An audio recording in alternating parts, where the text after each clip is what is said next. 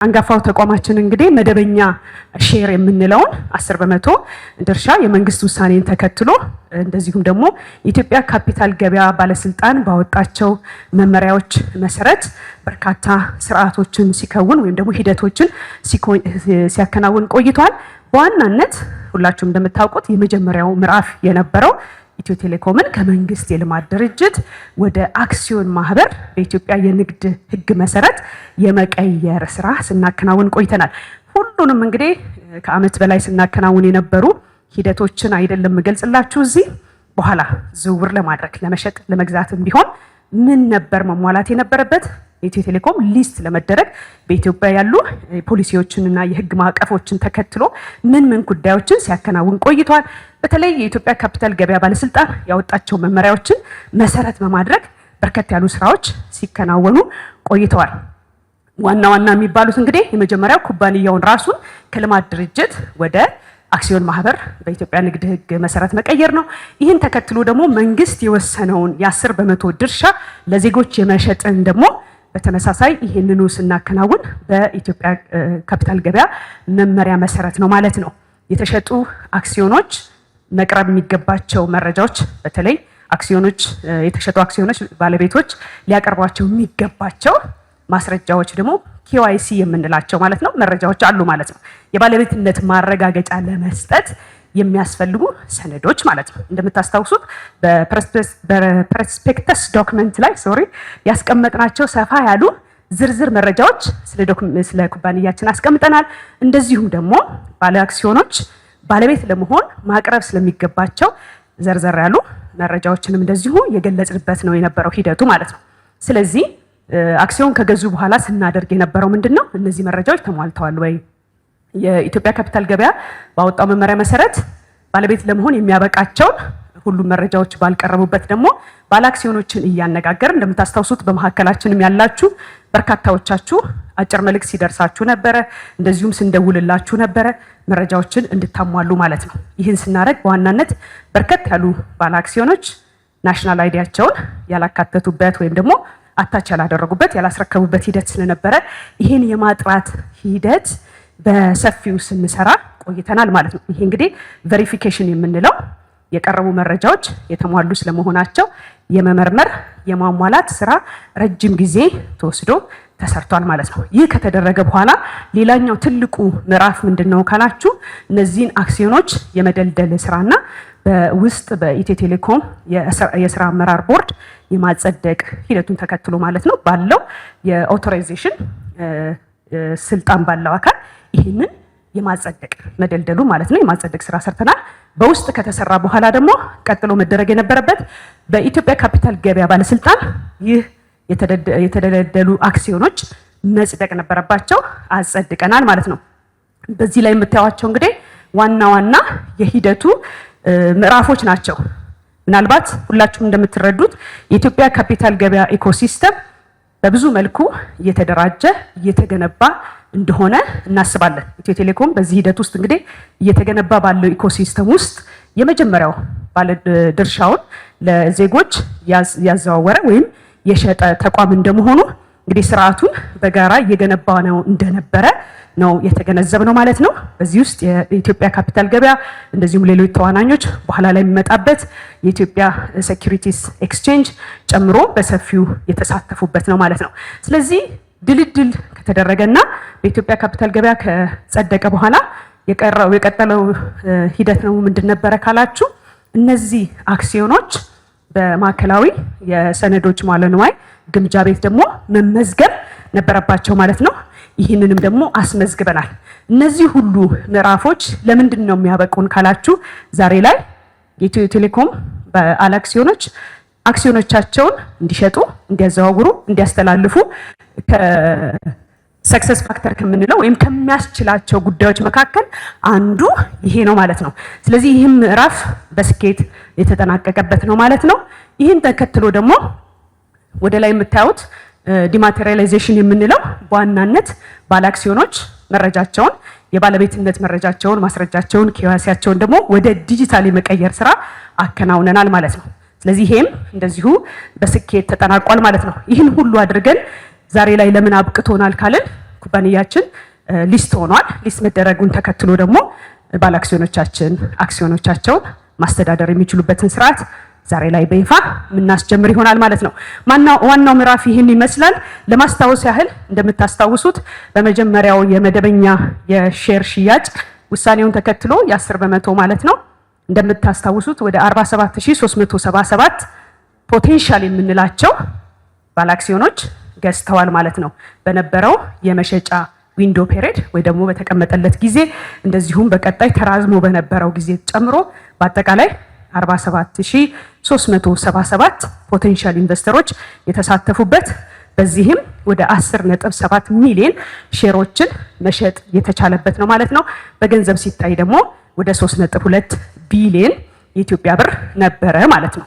ይህን መረጃ ይዘን እንደምታስታውሱት ዊንዶ ፔሪዱ ከተዘጋ በኋላ ይህን መረጃ ለአጠቃላይ ለማህበረሰባችን ለባለ አክሲዮኖችም ሰተን ነበር ማለት ነው። ከዛ በኋላ እንግዲህ የተደረገው ቀደም ብዬ የጠቀስኳቸው ዋና ምዕራፎች የመረጃ ማጥራት የማመሳከር ጉዳዮች ተከናውነው ቬሪፋይ የተደረጉ መረጃቸው ተጣርቶ መሟላት የሌለባቸው ዳታዎች ሁሉ ተሟልተው ቀደም ብዬ ከጠቀስኳቸው ከ47377 ፖቴንሻል ኢንቨስተሮች ወይም ደግሞ ኢንቨስተር ለመሆን በሂደት ላይ ከነበሩት 45 የሺዎቹ ቬሪፋይድ ሆነው ዛሬ ላይ እንግዲህ ከባለፈው ጁን 2025 17 አሎትመንት ወይም ድልድል ካጸደቅንበት ጊዜ ጀምሮ የኢትዮ ቴሌኮም ባለቤት ናቸው ማለት ነው።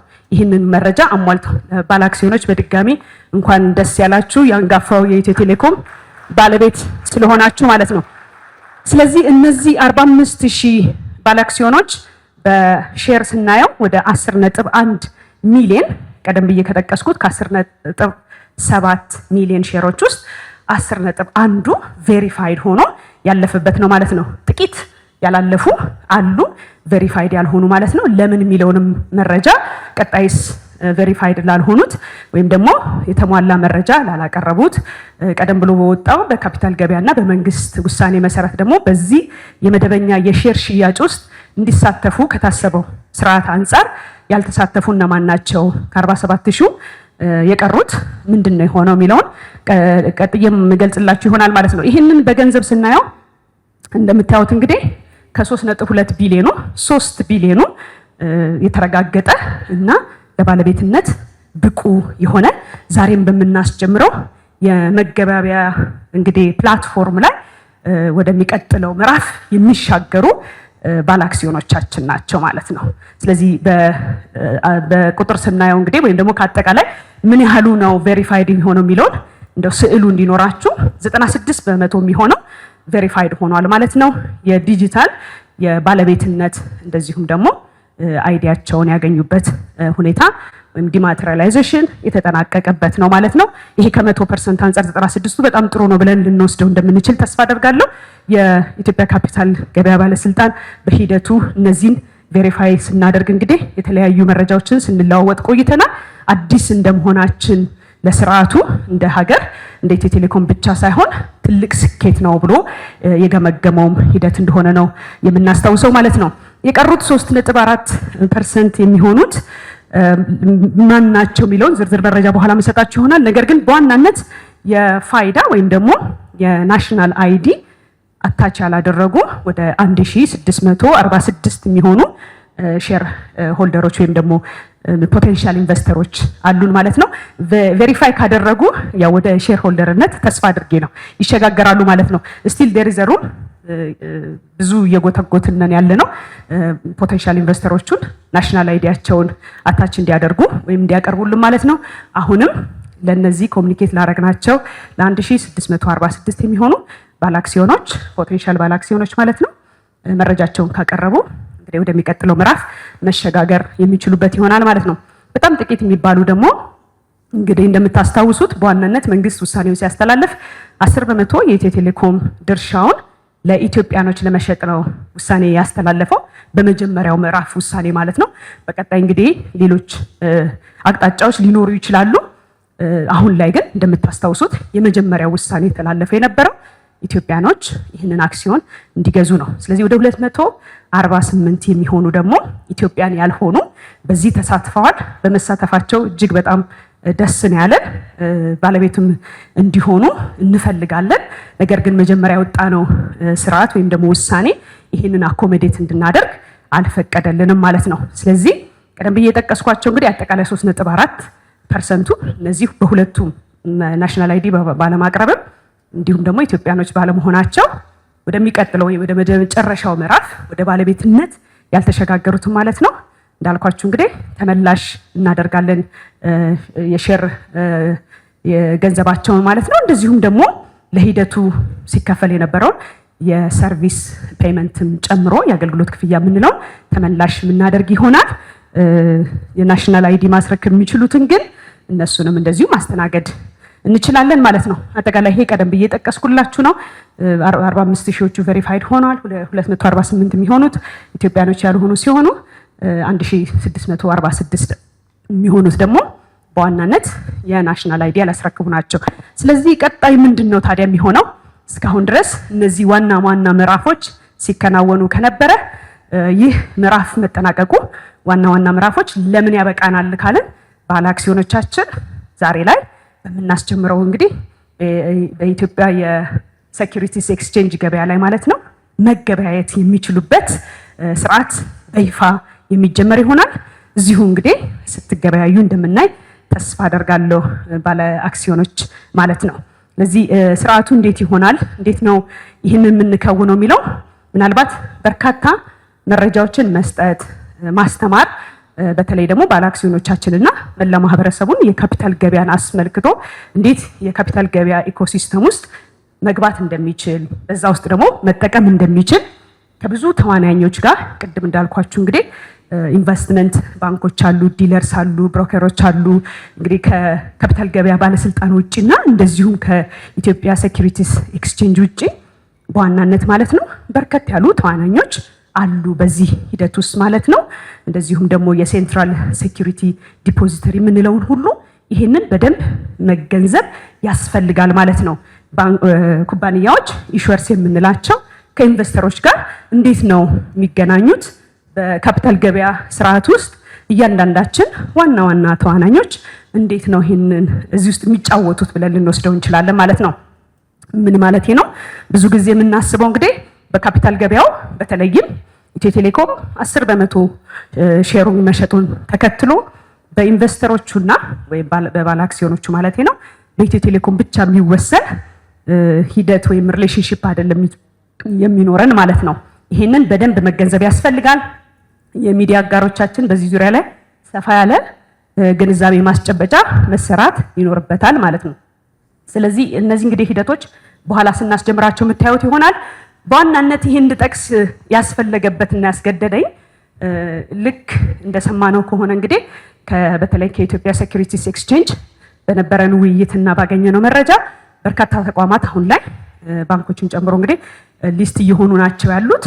ባለ አክሲዮኖች ደግሞ በዚህ እንግዲህ ገበያ ላይ በኢትዮጵያ ሴኩሪቲስ ኤክስቼንጅ ላይ ይገበያያሉ ተብሎ ተስፋ ይደረጋል ወይም ይጠበቃል ማለት ነው። ካሉት አጠቃላይ ግን ባለ አክሲዮኖች አሁን ላይ የምናየው ኢትዮ ቴሌኮም ዛሬ ነው የሚያስጀምረው የሌሎችንም ማለት ነው ስናይ በርካታ ኢንቨስተሮች እንዲህ አይነት ሂደቱን ፕሮሰሱን ባለመረዳት እየተለዋወጡ ወይም እየተገበያዩ እንዳልሆነን የተረዳ ነውና ስለዚህ ተዋናኞች በጋራ በመሆን ሰፊ ስራ መስራት ይጠበቃል ብዬ አስባለሁኝ ማለት ነው። ስለዚህ በኋላ በሚደረገው ገለጻ በሚገባ መረጃዎችን ወስዳችሁ እንግዲህ ቀደም ብዬ ጠቀስኳችሁ 45000 የኢትዮ ቴሌኮም ባለ አክሲዮኖች አሁን ላይ መረጃችሁን ይዛችሁ የሚቀጥለው የሚሆነው የኢትዮጵያ ካፒታል ገበያ ባለስልጣን ፈቃድ ከሰጣቸው የኢንቨስትመንት ባንኮች ወይም ዲለሮች ብሮከሮች ላይ በመሄድ አካውንት መክፈት ይጠበቃል። እንደዚሁም የሚቀጥሉትን ስቴፖች እንግዲህ ለመገበያየት የሚያበቃችሁን በኋላ ክቡር ዶክተር ጥላሁን ይህንን ገለጻ ስለሚያደርግላችሁ እንዳልደጋገምባችሁ ሂደት እንዳለው ግን መረዳት ያስፈልጋል ማለት ነው። ከኢትዮ ቴሌኮም ጋር የሚኖረንን ግንኙነት ሪሌሽንሺፕ በሚገባ መረዳት፣ ከሌሎች ባለድርሻ አካላት ጋር የሚኖረንንም ግንኙነት በሚገባ መረዳት ያስፈልጋል ማለት ነው። ስለዚህ ቀጣይ የሚሆነው ሼራችሁን ከመሸጥ ከመለወጥ ከማስተላለፍ ባለፈ እንደ ባለድርሻ አካል ወይም እንደ ባለቤት እንደ ሼር ሆልደር ማለት ነው ይቅርታ ወይም ባለቤት ከኢትዮ ቴሌኮም ጋር ግንኙነት የሚኖረን በዋናነት ኩባንያችን የበጀት አመቱ ራን የሚያደርገው ወይም የቢዝነስ ካላንደሩ ከሐምሌ እስከ ሰኔ ወይም ከጁላይ እስከ ጁን የምንለው ነው ማለት ነው። ይህ ማለት እንግዲህ የዘንድሮ በጀት አመት ሊጠናቀቅ ወደ 35 ቀናቶች ይቀሩናል። ይህንን መሰረት አድርገን ሁላችሁም እንደምታውቁት ኩባንያችን ጥሩ ባህል አለው። የቢዝነስ እቅዱን ስትራቴጂውን በይፋ ለውድ ደንበኞቹ እንደዚሁም የስራ አጋሮቹ ይፋ ያደርጋል።